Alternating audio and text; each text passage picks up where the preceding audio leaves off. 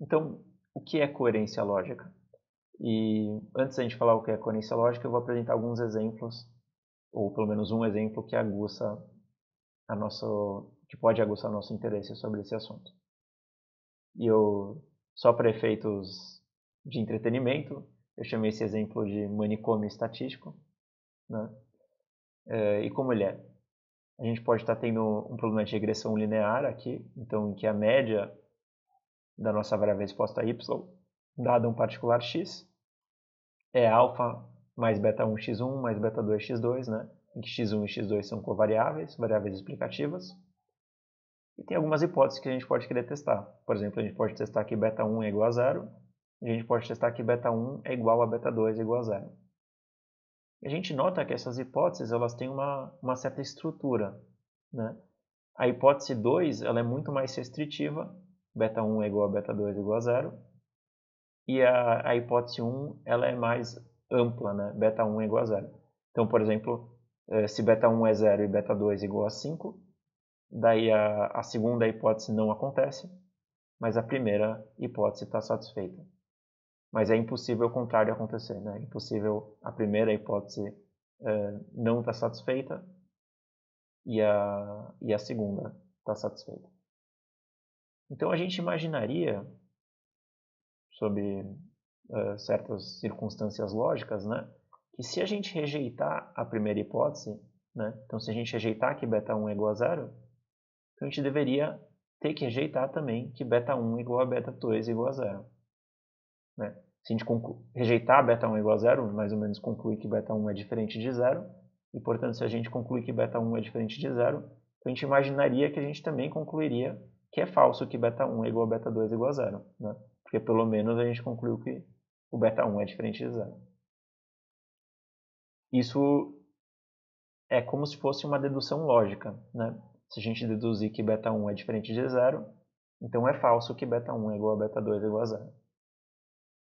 A questão é, a gente pode fazer esse tipo de dedução lógica? Então, se a gente testar a hipótese 1, a gente pode fazer essa dedução lógica, e digamos que a gente testa a hipótese 1 e rejeita a hipótese 1, a gente pode, sem fazer as contas, já rejeitar a hipótese 2 também? Os nossos testes de hipótese, eles satisfazem essa coerência lógica?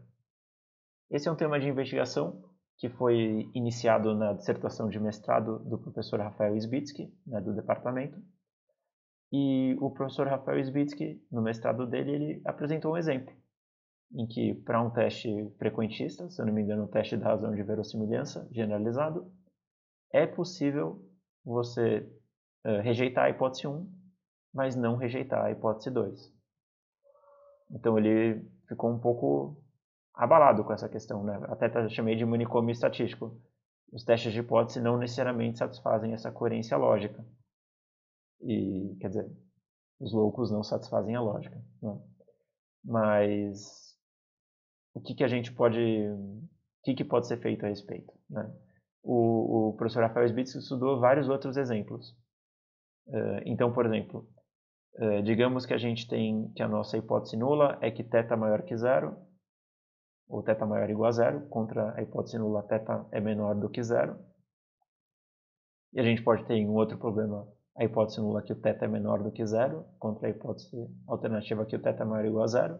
Né? Então é como se em um caso H0 fosse uma coisa, e no outro caso H0 é o complemento.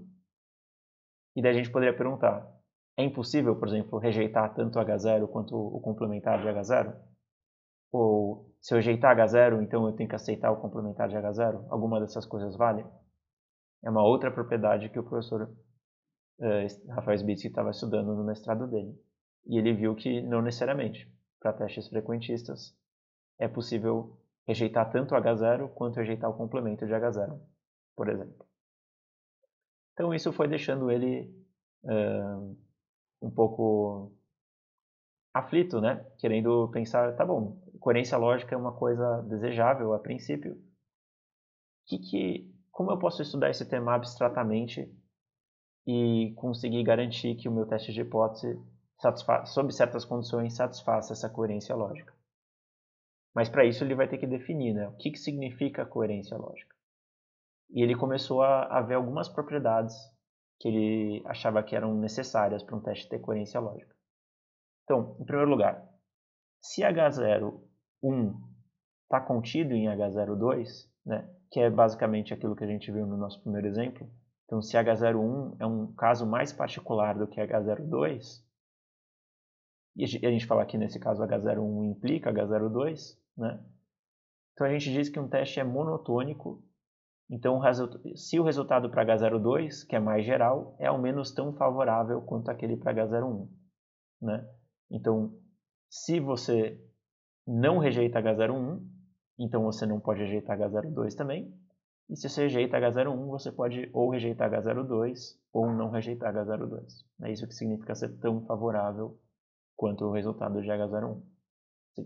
A única restrição que ele tem é que se você não rejeitar o resultado mais específico, então você não vai rejeitar também o resultado mais geral. Legal. Então o Rafael falou, legal, isso a princípio é desejável, né? Pela mesma linha de argumentação que ele tinha visto no exemplo anterior. Mas será que monodicidade é a única coisa que é necessária para a coerência lógica? A resposta do Rafael foi não, tinha mais algumas propriedades que ele achava necessárias. Então uma delas se chama consonância com a união. Então ele diz, se um teste de hipótese satisfaz a consonância com a união, e ele rejeita tanto H01 quanto H02, então ele rejeita H01 unido a H02. Como que a gente poderia interpretar isso? Esse exemplo aqui, a consonância com união, muitas vezes ela aparece quando a gente está fazendo, por exemplo, uma análise de variância. H01 pode ser que beta1 é igual a 0. E H02 pode ser que beta2 é igual a 0. Então, H01 unido a H02 seria beta1 é igual a 0 ou beta2 é igual a 0. E daí a pergunta é, se a gente rejeita que beta1 é igual a 0 e a gente rejeita que beta2 é igual a 0, então, logicamente, a gente tirou essa possibilidade que ou beta1 ou beta2 é igual a 0. Né? Mas isso significa que necessariamente o nosso teste para beta1 ou beta2 igual a 0 vai rejeitar essa hipótese? O Rafael viu exemplos em que isso não necessariamente é satisfeito. Mas a princípio, quando a gente está falando de coerência lógica, é uma propriedade desejável. Né? Como que a gente pode explicar, por exemplo, você está fazendo um teste de hipótese para um cliente, como você pode explicar que você rejeitou digamos assim, digamos que você tem 2 tratamentos, você rejeitou que o primeiro tratamento não tem efeito, você rejeitou que o segundo tratamento não tem efeito, mas quando você parou para pensar se um tem efeito ou o outro tem efeito, daí você não consegue rejeitar essa hipótese. É difícil de explicar. É difícil de interpretar. Por isso que coerência lógica pode ser uma coisa boa. Né? Quer dizer, coerência lógica tornaria muito mais fácil interpretar os resultados dos nossos testes de hipótese. Então, como você pode falar que você acredita que ou um ou o outro tem efeito, mas quando você testa cada um deles individualmente, nenhum dos dois parece ter efeito.